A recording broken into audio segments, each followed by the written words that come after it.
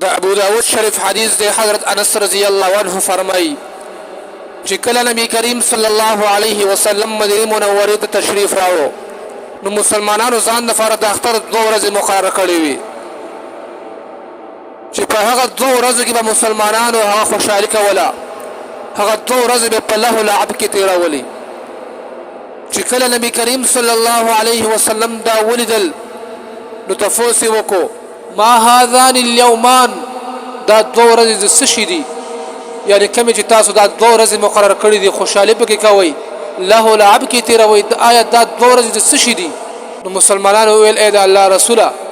كنا نلعب فيهما في الجاهليه په دې 2 ورځو کې موږ خپل پلار نه کومندلې دي یعنی په دې 2 ورځو کې به هغوی خوشحالي کوله رسول الله مبارک ورته فرمایل ان الله قد ابدلكم بهما خيرا منهما يوم الاضحى ويوم الفطر بشک الله جل شانه تاسو لپاره 2 ورځې مقرر کړې دي چې یو ته عید الاضحى ویل کېږي بل ته عید الفطر ویل کېږي د دې نه دا هم معلومه شوله چې وز د کافرانو د اخترونو تعظیم کول د نوروز او مهرجان په ورځ خوشحالي کول دا قطعا من دي د هغوی د میلو تعظیم کول د هغوی رسم رواج هغه رایج کول د دې نه قطعا من راغلی ده بلکې محترم بعض علماء په دې باندې د کفر فتوا لګولې ده او بعض علماء دا دومره سخت ګڼلې دي چې هغوی وایي داسې انسان هغه د دایره اسلام نه خارج شو او هغه په کفر کې داخل شو عزتمن درونو په دې عظیم ورځ باندې چې کله یو انسان د اختر منځ د فارغ غسل وکي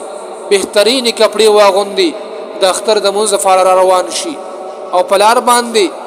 تکبیرات په قلاره شروع کی او د کوم د جمعات تراشی په جمعات کې 2 رکعات واجب منځ د شکرې په تور ادا کی او د الله جل شانه د مغفرت دعا وغواړي چې اوس یو انسان د دین رستو هم د فحاشۍ مجلس تزي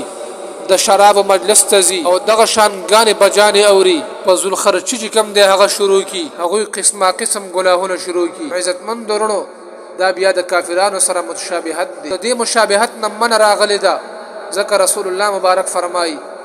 من تشبه بقوم فهو منهم چې د یو قوم سره د هغوی په مخصوص حالاتو کې مشابهت وکړو فهو منهم دا د هغوی د ډلې نشمارل کیږي ځکه د هغوی سره مشابهت کول دا د هغوی په ډله کې زیاتوالی دی په دې سره د هغوی ډله مضبوطیږي د هغوی قدمونه مضبوطیږي نو شریعت د دین ډیر په سختۍ سره منع فرمایلی ده الله جل شانه دې موږ او تاسو ته توفیق راکړي چې په دې بهترین ورځ باندې د الله او د الله د رسول د احکاماتو خیال وساتو وما علينا الا البلاغ